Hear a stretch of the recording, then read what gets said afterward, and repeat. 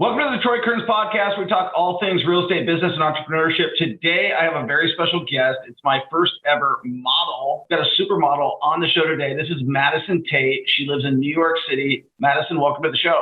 Thank you so much. Thank you for having me. I appreciate it. Yes. And so one of the things that happened and kind of how I ran into you is you actually popped up on my feed. And I've been looking to reach out to female influencers, and I reached out to a couple of people, and you were one of the people that responded. And so we're here now. So I totally appreciate you coming on the show and being willing and open-minded. I wanted to really talk today about social media and the power of social media, the fact that we're talking together. We probably wouldn't ever be talking in a million years unless you popped up on a reel in my feed.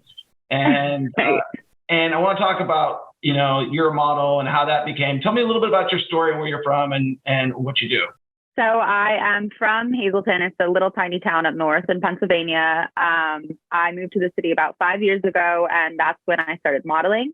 I got signed with Wilhelmina, which is like one of the biggest agencies in the industry, which was super exciting because someone from a tiny town with the dream of being a model, I wouldn't have expected that to be my first agency. So that was really exciting.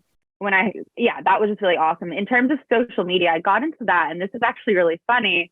Back in college, when Barstool started doing their smoke show of the day, I was like, I think one of the first ones that was like posted on there, and like the first round of those.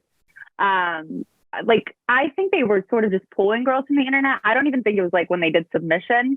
And I remember I got on Instagram one day and just had tons of notifications, and I had no idea why. And then I saw that I was tagged in something, and it was like Barstool Smoke Show of the Day. And I started getting tons of followers from that. So that was sort of the start of it. At the time, because I was in college, I wasn't big in social media. I would post like stupid drunk college pictures.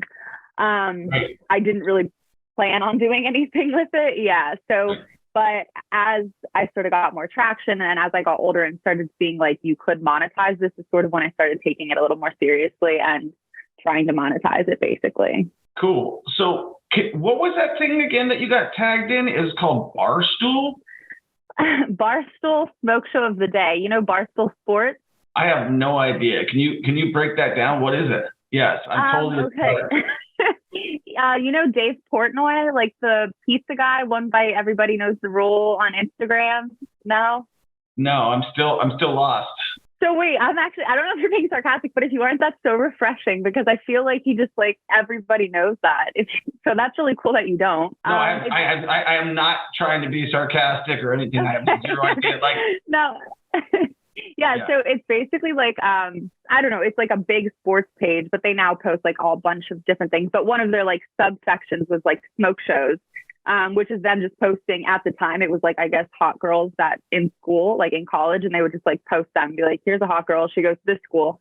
And that was their whole like page, or like I said, a subsection of their thing. I don't know if they still do smoke shows or if that's a thing now. I know Barstool's still a big thing. I just don't know if they do the smoke show thing anymore or not. Okay. So, that's interesting. So is this like do you remember Girls Gone Wild? Is this like a Girls Gone Wild type of I do remember Girls Gone Wild.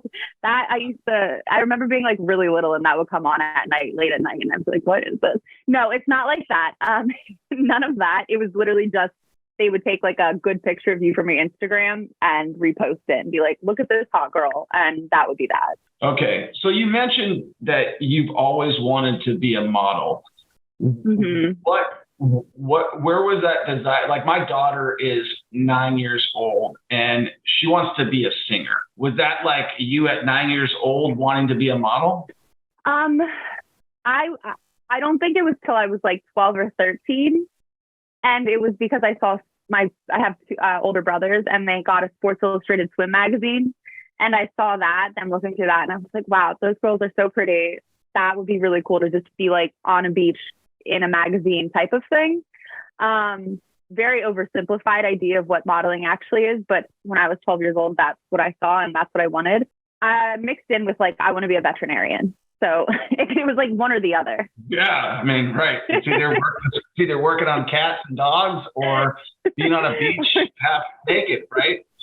Exactly. I'm happy with either one. Oh, yeah. Well, hey, whatever floats your boat. Okay. So the veterinarian thing, is that still in the mix, or is it just? No, when I realized I am terrified of anything inside the body, needles, blood, and then also I wouldn't be able to put somebody's animal down. And I was like, I can't hoard animals because I refuse to put a pet down. So it just didn't pan out. It wouldn't have made sense for me. I wouldn't have been a good vet, I guess. Okay. So take me through your career. So did you go to college, or you're living in New York City? Like it's like the fashion mecca of the world. My wife is actually from Glen Cove, Long Island.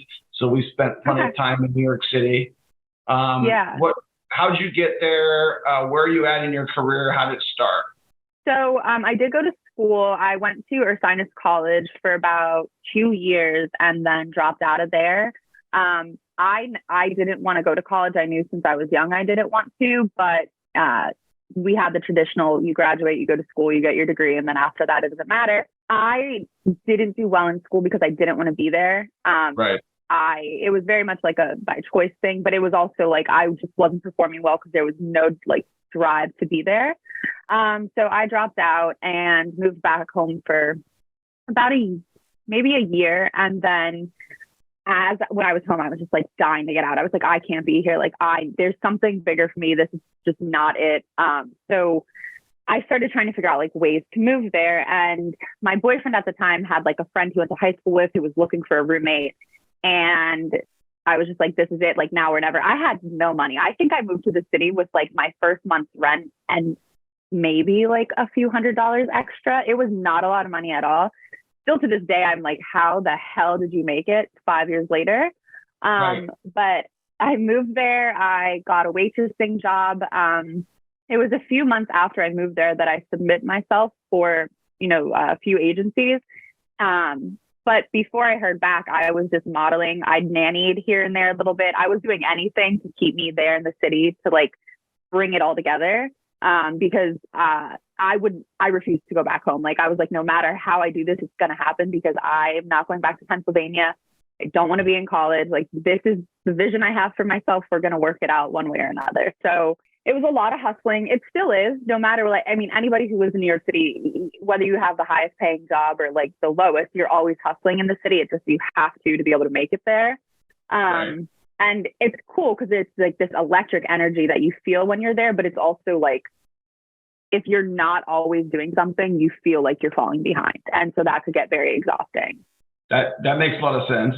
Having been to New York City, I always think I would never want to live there because I definitely feel what you're putting out there. Madison, you mentioned prior to us getting on here that you are a signed model, and obviously me being a complete Neanderthal and not knowing what that is, would you explain what that means to everybody who's listening right now? Yeah. So a signed model is basically just a professional model. It's somebody who's with an agency, they have a manager.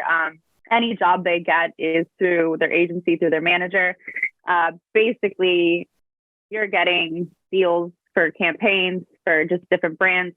And it's through that agency that you're represented. And that's different from Instagram, where you have followers, brands will reach out to you directly.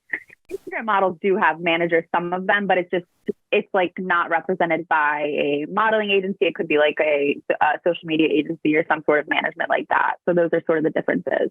Is there stuff that you get typecast or stuff that you want to do that they put you in? Yeah.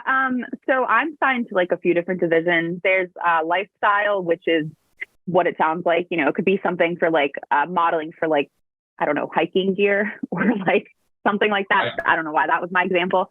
And then you have showroom. Yeah, it's people relate. You have showroom, which is basically where you have buyers coming in to get clothes for whatever store or whatever they're representing.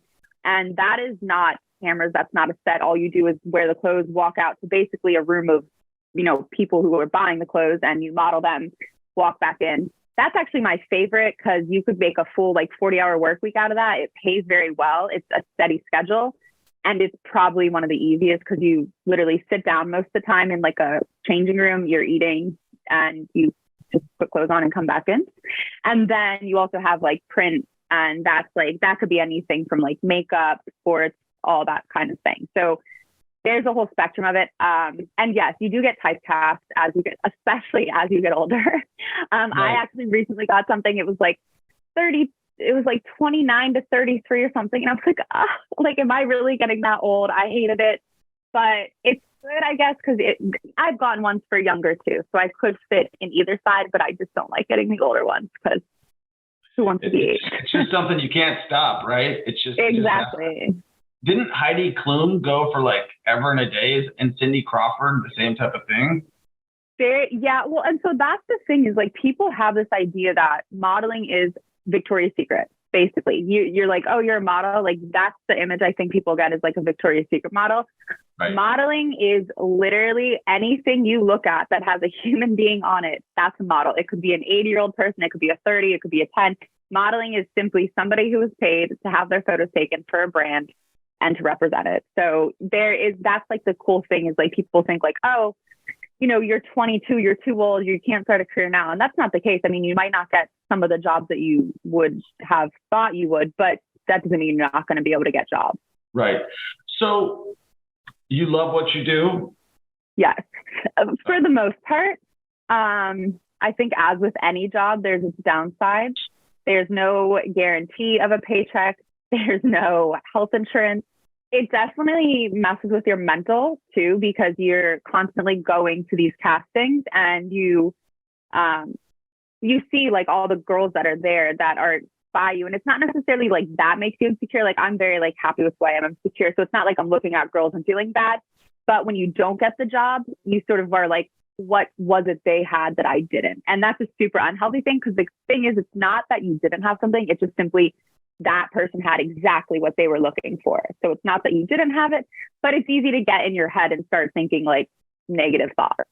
So. Oh, I hear you there. I remember when The Apprentice first came out, I tried out for it and, you know, I'm like, you know, how do you separate yourself from, you know, 500 people to be the person that they pick? And then right. How do you go back and reconcile with the fact that you weren't the one that they picked? And what's, you know, yeah. And that's a great place to transition into. How did you get into social media?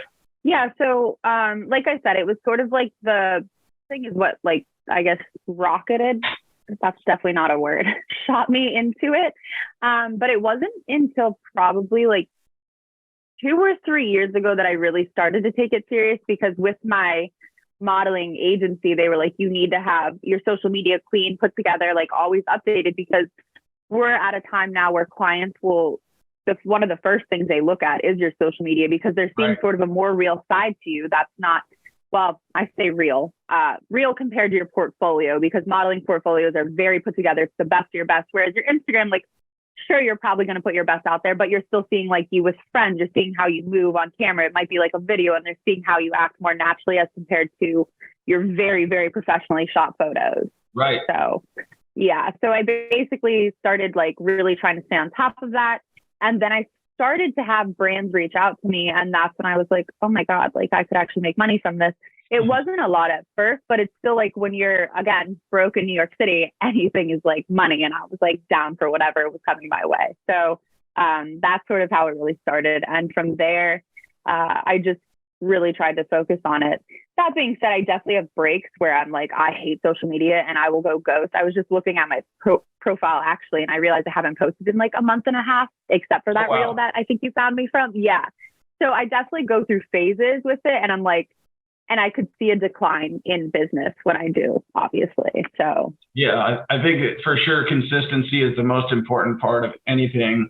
And especially with social, it's like, what have you done for me lately? And when you put together a reel or you put together something, and this is, you know, really why I brought you on here. I thought that, like, you know, modeling plus social media, you know, a lot of people, including myself, they always are envious that, you know, pretty women have a little bit easier growing. Right. And I don't even know if it's always, you know, for the right reasons, meaning that like, it's not even beneficial to you sometimes, because you might have a lot of people that aren't your clients that are following you just because they like the way you look. but it's definitely, I've noticed that women in general who are attractive have a higher propensity to grow and gain followers very quickly. And especially when I'm talking about real estate, you know, not everybody's interested in real estate. Not everybody's interested in like, oh yeah, this guy's talking about kicking out people out of their houses. But for you, how do you think about a reel, and how do you think about what you're going to post and what goes in your process? Do you have any like formal coaching? No. So I really like what you talked about, how we do get followers, I think, easier, like you said, but it is sometimes not necessarily the audience you want. To be very clear, I'm very grateful for anybody who follows me, because that's just, I just think that's very sweet, I guess. And it's nice, whether they're intended or just because you're hot. It's still like nice because you're sort of helping me. But at the same time, it's not, because a lot of what I'm looking for, so it could be like beauty brands, like trying to reach out, or like clothing. I have a very large male following for the reason that you just said. And that's like hard, because sometimes my analytics aren't going to turn over well to a brand that's going to offer me a lot of money, because they're going to not get that payoff. So that's sort of negative. And going off of like, how do I plan my reels? I go for a very like authentic and then more of a humorous side of things. I very rarely, I think, post like, I try and be on a goofier side, because that's just who I am as a person. Right. And I think it's more relatable content. Like, I don't want to get on there and just be like in a bikini being like, oh, here's my tips, follow me. Like, that's not like the vibe. That being said, like, I know if I did that, I could amass followers very quickly. And so I do find that when I post something and I'm getting a ton of followers, I'm inclined to post something that's related to that content, even if it's not how I feel is true to me, which is unfortunate, because that's where I really try and stay true to myself on social media, what I represent, who I am. But you do sort of get caught up in like the numbers, and you're like, oh my God, recently I just got like 10 or 12,000 followers in like a week or two from a reel. I think it's the one you saw. And it's like, it was a funny reel, but it's like, I knew why I got the followers. And it's, do I post that again and try and get to 50,000, or do I go back to like more of myself sort of thing? And I find I think you definitely post that one again for sure. Yeah.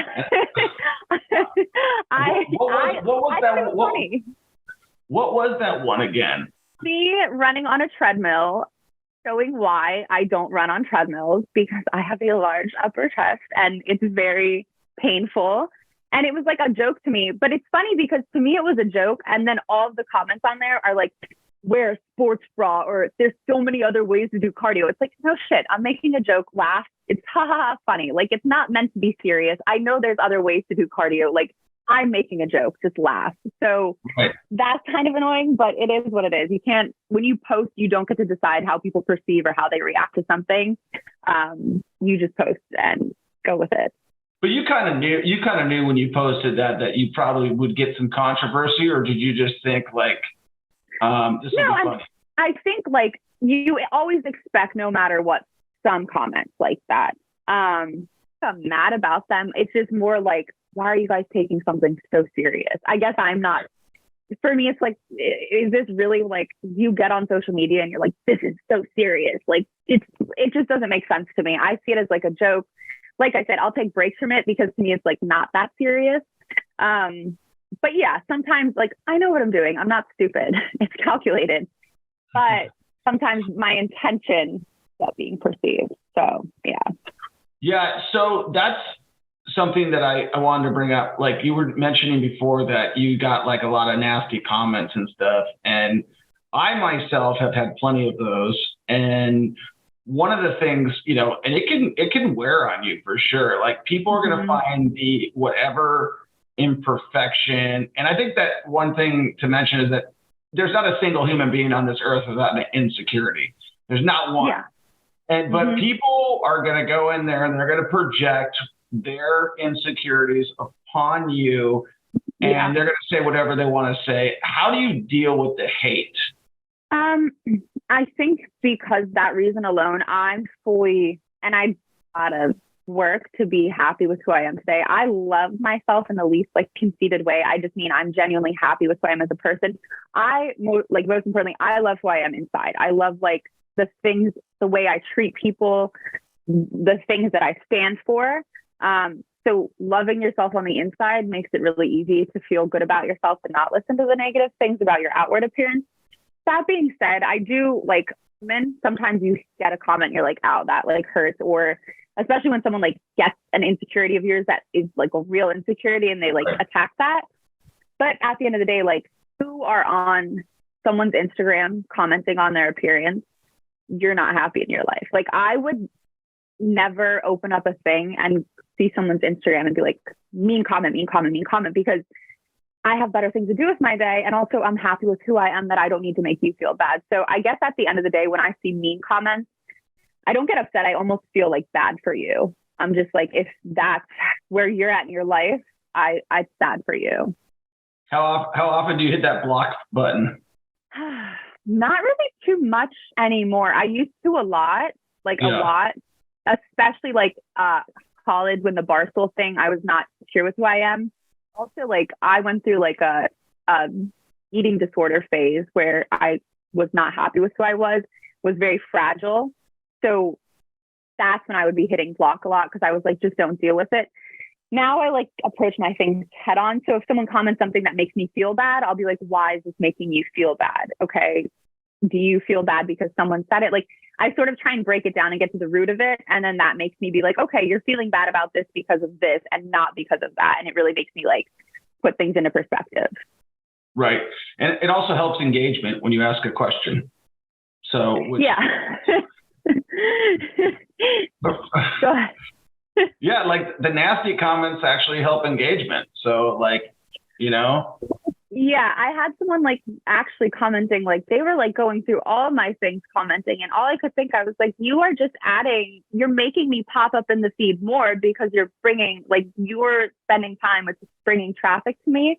All of the mean comments go straight up to the top because it's engagement, like you said. So I'm like, that's fine if you want to take time out of your day to comment something mean, but I'm collecting a check from your comments. So by all means, keep commenting. Like I'll keep collecting the money from that. That's awesome. I'm glad that you're taking that perspective on things. So when you talk about money and social media, is that a big portion of the money that you earn from modeling? People love, by the way, just to point out, sorry to interrupt you, but people love to hear. One thing I have found for sure on social media, and this was by accident, but I have not forgotten it. I was going through a property that I owned and I was flipping and I was complaining about how much things cost. People love when you talk about money. I think they like it because it's either like it's almost amusing to them how, I think it's specifically with Instagram models and like stuff like that too. You're just like, because people take it, it's just like, oh, all you're doing is taking a picture with a thing. And it's like, you're not technically wrong, I guess. But at the same time, like there's still like an art and a craft to it towards like curating the right thing to having something where brands are, interested in you. In terms of it being a big chunk from my modeling, it really depends the season, the time. I'll have months where I make really good money with it. And then I'll have months where it's completely dead. And that goes with like modeling, my professional one too. Right now it's a pretty dead time. Surprisingly, people think like, oh, the holidays, there's a lot. They're shot like ahead of time. So end of November through like early January is pretty dead for a professional modeling setting, like the industry. So I won't really get too many jobs from that. So now is when I sort of try and bust my ass and get money from social media to sort of say, just. So we'll be seeing a lot more reels. Yeah, no, absolutely. Especially Instagram started rolling out bonus play. I don't know if you've heard of it. I have. I keep forgetting to set it up though, but I think I'm due money. Set it up. You have to, because it's like I actually switched. I for a while was like on TikTok because I was like just bored with Instagram. It wasn't offering me anything really. So I switched to TikTok to start making money. And then Instagram started rolling out like the bonus reel play and it offered it. And I was like, whatever, I'll try it. And I was making such easy, quick money from Instagram for this that I was just like, okay, back to Instagram. Like TikTok, you get, I think it's like 5 cents for every 1,000 views you get if you're in the creator fund, which is just I think I had like 2 or 3 million views on one video. And I think the payout was like 80 or 100 some. It was like pathetic. Whereas Instagram, it's like, we're like last month, their bonus was $35,000. That being said, you have to hit a ton of views, but the fact that you could even potentially be paid $35,000 just for posting videos like consistently is pretty incredible to me. I think that's an awesome thing that they're offering. Well, I think that speaks to the power of social media, is that the fact is, I mean, they know every time you zoom in on somebody, they know every time you heart somebody, they know exactly what to feed you. And here's the funny thing. Here's the funny thing is I have to be careful. If I look at something one time, they start feeding you so much of the same stuff. It's like, I may not even be interested in that. Like as much as you think click on it. Yes. Yeah. As much as you think I am. Like pretty much my whole feed is all real estate related because that's what I'm interested in. Mm-hmm. And then there'll be girls that pop up every once in a while. And I'm like, and I'll go on there and say not interested because it just starts pushing all at me. And I'm like, I want my wife to be thinking I'm just sitting there surfing all day long. Just like looking at girls. I think it's scary in that sense because you are so like, it really is crazy how much they track. To look at it from the good side, I started recently like really getting into basically like trying to figure out a lot of side hustles just because I love money. I love money coming in from all directions. So I started really looking into like real estate, the Airbnb, right?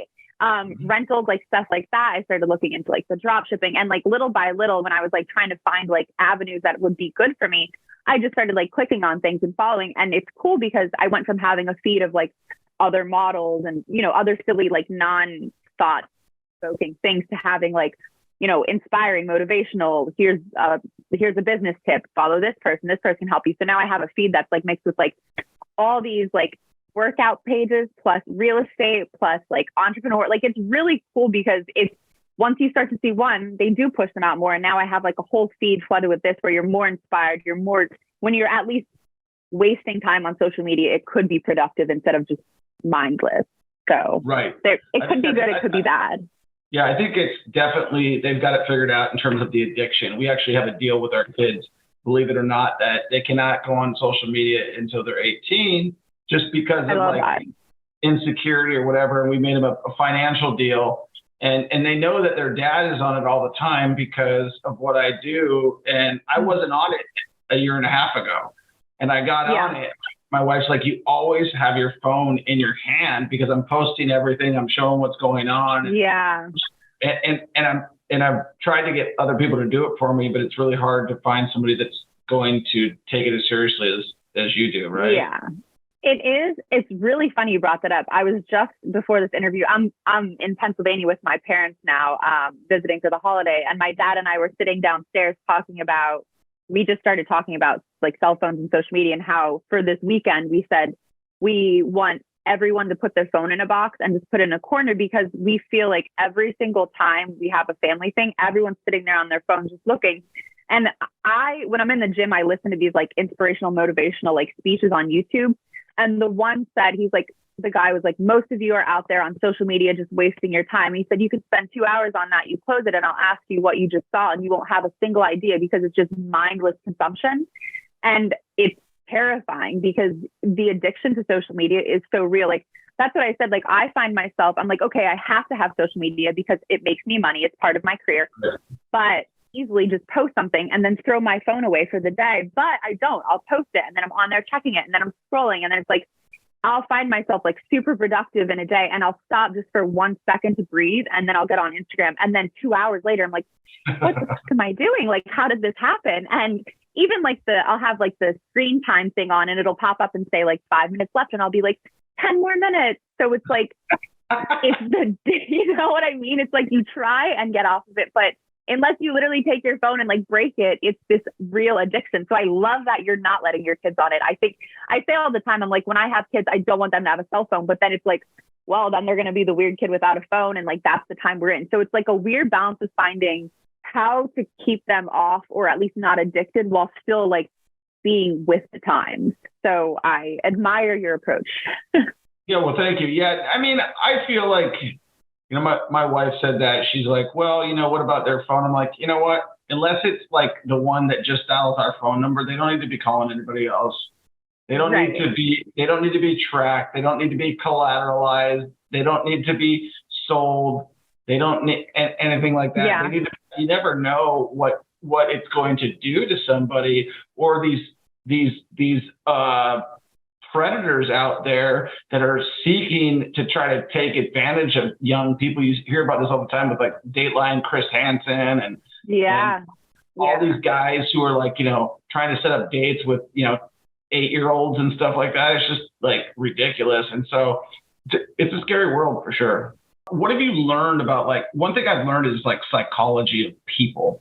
I think more so in the last year and a half than ever before. Is there something that you've learned that you could share with our audience, people who are listening right now and are like, this girl knows what she's talking about. Madison Tate is super smart on social media. What would you tell somebody who's trying to get into social media right now, and use it, not just consume it, to use it to their advantage? What would you tell them? How would you tell them how to start, and what would they do?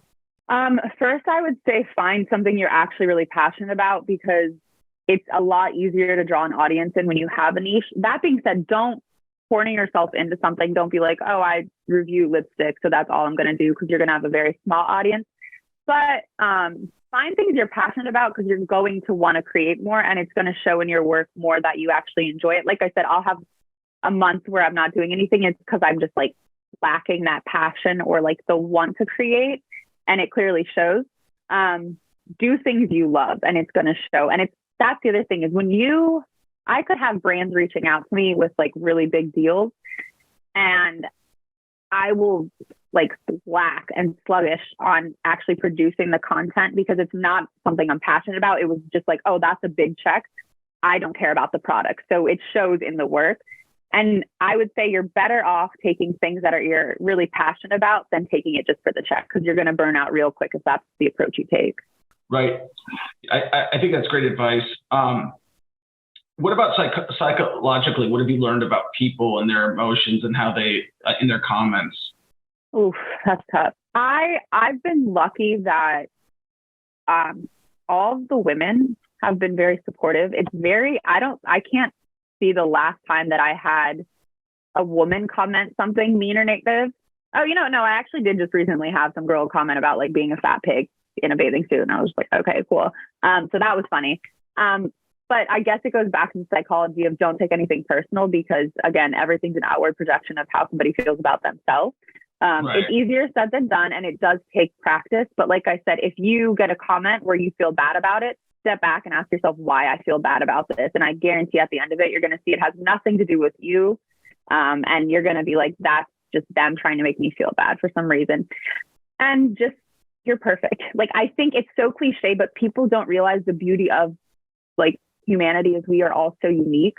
And I think it's really scary in this time where you have filters and fillers and celebrities who lie about getting work done, that it's easy for girls especially to feel inadequate. But don't. Like, you are so special just because you are you. And it's, like I said, so cliche, but it is like, it's so much better to have your little quirks and things that make you insecure than to look like every other girl on the internet because of a filter or because of the fad at the moment. So stay true to you is basically the best thing, and don't listen to other people. Right. That's good advice. I did notice that you seem to do when I was scrolling through your thing prior to getting on here, you do a thing where like you have a sandwich in a lot of posts. Yeah. What is that all about? There's obviously something to that.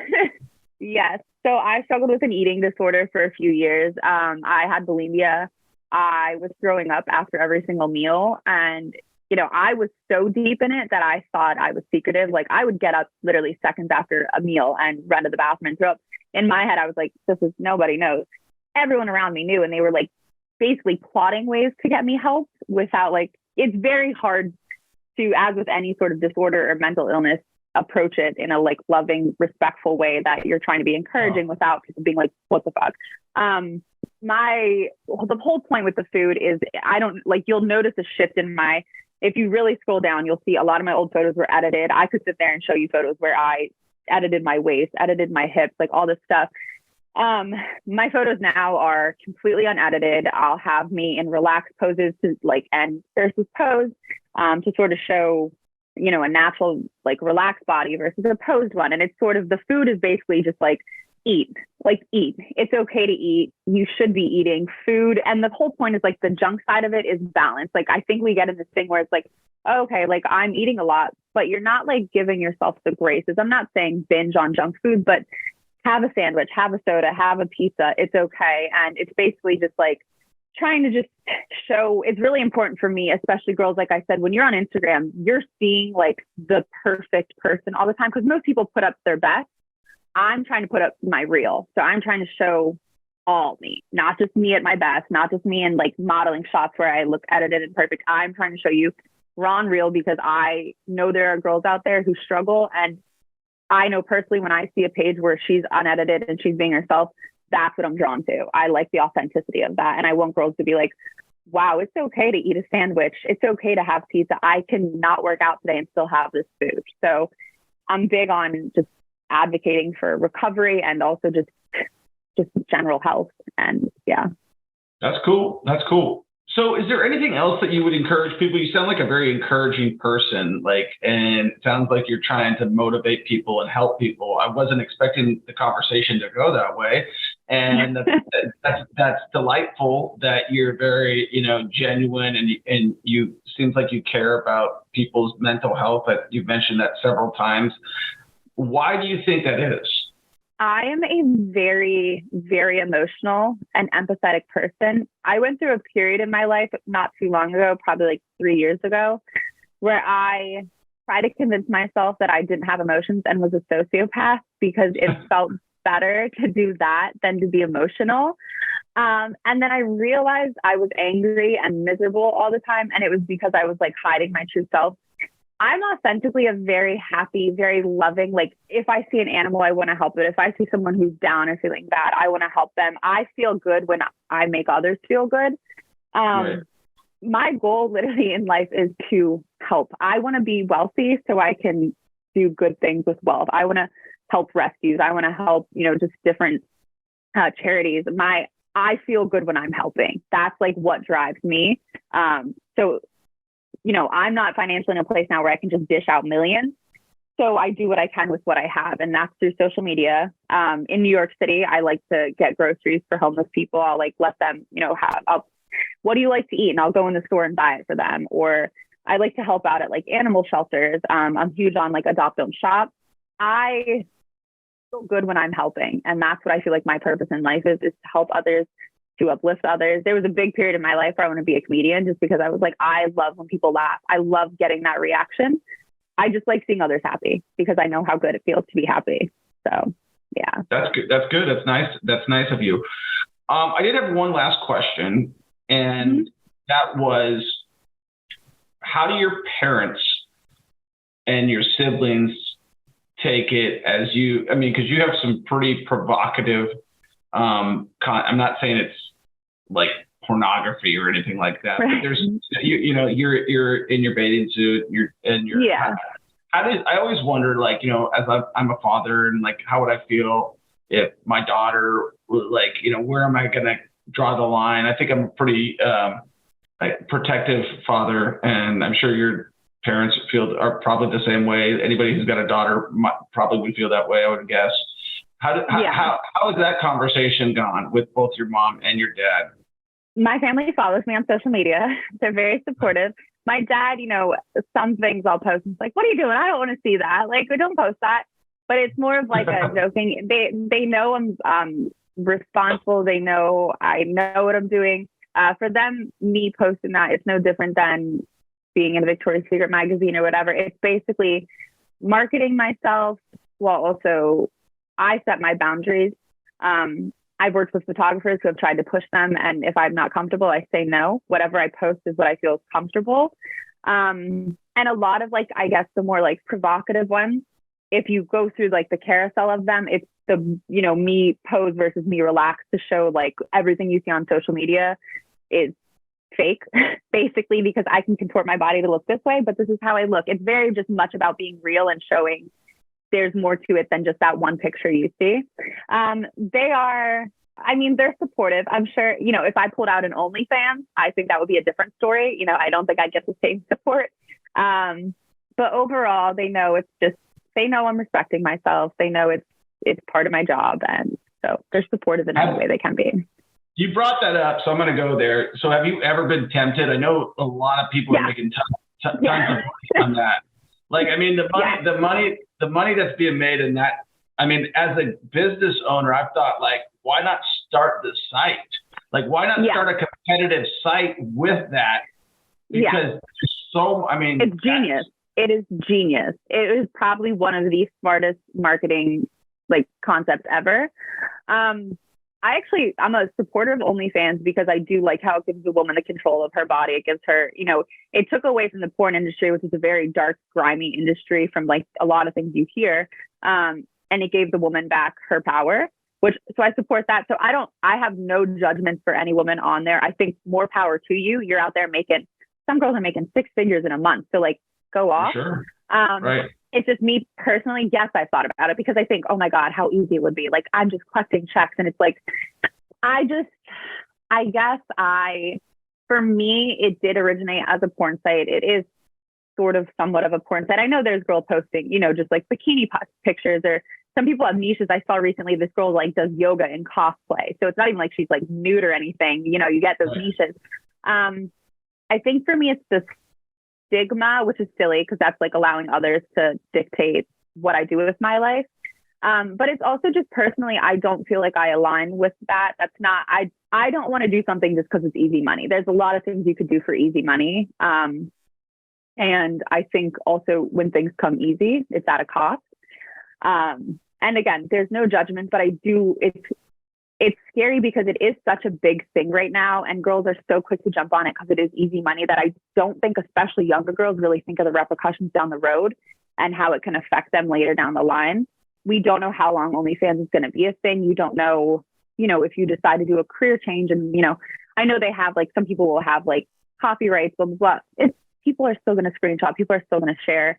And it scares me, like the younger girls maybe not knowing or thinking as much into that.